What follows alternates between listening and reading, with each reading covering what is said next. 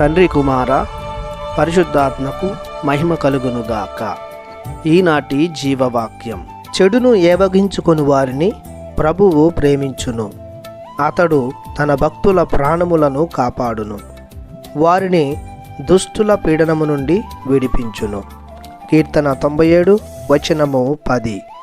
ప్రియ సహోదరి సహోదరులారా, ప్రభునిచే మిక్కిలిగా ప్రేమించబడుతున్న దైవ ప్రజలారా, తండ్రి యగు దేవుడు ప్రభు అయిన యేసుక్రీస్తు తమ ప్రేమ కరుణలతో దీవించునుగాక. ప్రభువు తన ప్రజలను నీతి న్యాయములతో పరిపాలించును. తన ఏలుబడిలో ఉన్న ప్రజలు తన వోలే జీవించాలన్నది దేవుని అభిలాష.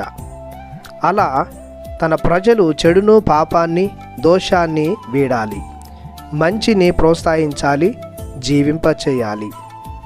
ఎవరైతే చెడును అసహించుకుంటారో, దానిని వదిలివేస్తారో, ఎవరైతే పాపాన్ని వీడి పుణ్యానికి ఒడిగడతారో వారు ప్రభుని ద్వారా ప్రేమించబడతారు. ప్రతి జీవితం పవిత్రంగా, మంచిగా, శుద్ధిగా ఉంటే దానిని బట్టి ప్రభువు మరింతగా తన భక్తులను ఆదరిస్తాడు. చెడును ఏవగించుకొను సందర్భంలో లోకం నుండి, దుష్ట శక్తుల నుండి ఏవైనా అనర్థాలు, శాపాలు, నష్టాలు వస్తుంటే వారి నుండి ప్రభువు కాపాడుతాడు. ఇంకా వాటి వలన ఎలాంటి పీడ వాటిల్లకుండా తన భద్రతలో ఉంచుకుంటాడు. ఎందుకంటే వారు నీతి కోసం, దైవరాజ్యం కోసం, పవిత్రత కోసం, ప్రభుని కోసం పోరాడుతున్నారు, జీవిస్తున్నారు. మంచిని పెంచుకుంటూ, పంచుకుంటూ ప్రభుని లక్షణాలను చాటుతూ ఉంటూ ఉన్నారు. చెడు, చీకటి, సాతానుపై, అజ్ఞానపై పోరాటం చేస్తున్నారు.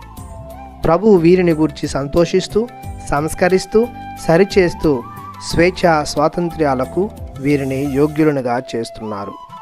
ప్రభుని పరిపాలనలో ఉన్న మనం కూడా చెడును వీడుతూ, చీకటిని పారద్రోలుతూ, అజ్ఞానులుగా కాక నీతి గలవారముగా, పవిత్రులముగా, ప్రభుని వారసులముగా బ్రతుకుదాం.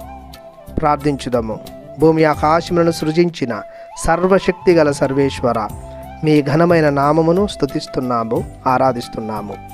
మా రోజువారీ జీవితంలో మేము స్వార్థంతో, అసూయతో చెడుకు పాల్పడకుండా నీతిగా, పవిత్రంగా వర్తించి మీకు మహిమ, ఘనత, కీర్తి, ప్రభావములను హెచ్చింపజేసే విధంగా మమ్ము తయారు చేయమని యేసు ఘనమైన నామములో ప్రార్థిస్తున్నాము తండ్రి. ఆమెన్.